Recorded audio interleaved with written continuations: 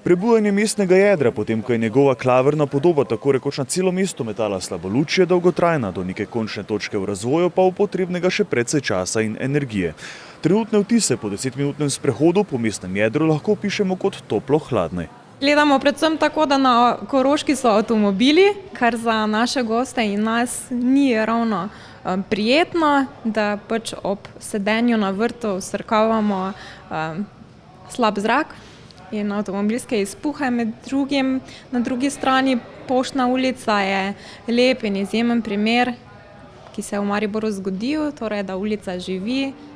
Za nadaljnji razvoj strani različnih deležnikov obstaja več načrtov in vizij, a eno so ideje in želje, drugo pa je sama realizacija.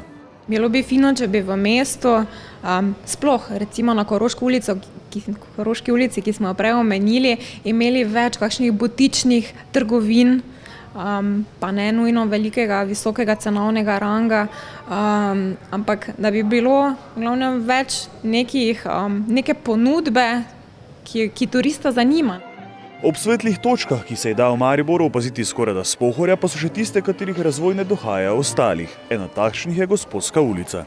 Ja, nažalost je zelo prazna, ampak se trudimo že 2-3 leta, da bi jo obudili. Zbrali smo se na Gosposki in sicer pod okriljem društva Hiša, Rajza Fiber Biro, pa vsi pač akterji Gosposke, tako da se res na mesečnih in letnih nivojih trudimo, da bi jo zapolnili. Zagotovo pa bo pač potrebna neka vizija mesta, kaj narediti za samo Gosposko. V zadnjem razvojnem valu mestnega jedra se pozna razvoj predvsem na trgih in ulicah, katerih osrednja dejavnost je gostinska. Težko pa je pričakovati, da bo gostinstvo kot tako dalo v mesto utrip. Jaz si bi želela, da ni gostinstvo edina stvar, ki oživlja mestno jedro. Zagotovo je lepo, kar smo naredili z gostinsko ponudbo. Glavni trg je popolnoma zaživel, se je preobrnil v 2-3 letih.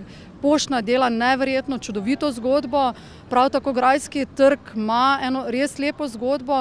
Zagotovo so pa v mestu še ulice, ki pa niso toliko odvisne od samega gostinstva in bi bilo fajn, da se dogaja neka vizija, oziroma da se naredi neka vizija mesta, strategija, kaj s temi ulicami narediti, obuditi mogoče kakšne stare obrti, dati stare obrti v mesto, ne vem, povezavo z Lentom, ne vem, imamo vinarje. V bistvu dosti stvari, ki se jih lahko vključi v sam proces razvoja mestnega jedra. In kaj točno narediti? Če bi bil odgovor na to vprašanje jasen, bi v razvoju mestnega jedra v Mariboru proces najbrž preskočili za kar nekaj let. Mislim, da je tukaj potreben pogovor oziroma neka komunikacija z vodstvom oziroma z občino. Zagotovo so še tukaj druge neke institucije, ki bi lahko pripomogle. Pač interes mora biti, verjamem, da je interes tudi na strani občine, ampak včasih je verjetno proračun tudi tisti, ki mogoče malenkost ovira ali pa so neke prednostne zadeve. Tako da, ja, želela bi si, pa da se verjetno, ampak žal ne vem, kje se zatika. S ponovnim utripom mestnega jedra si lahko v Mariboru najbrž nadejamo tudi več turistov, tako starejših kot tudi mlajših, ki bi nadaljnjemu obujanju dali dodaten zagon.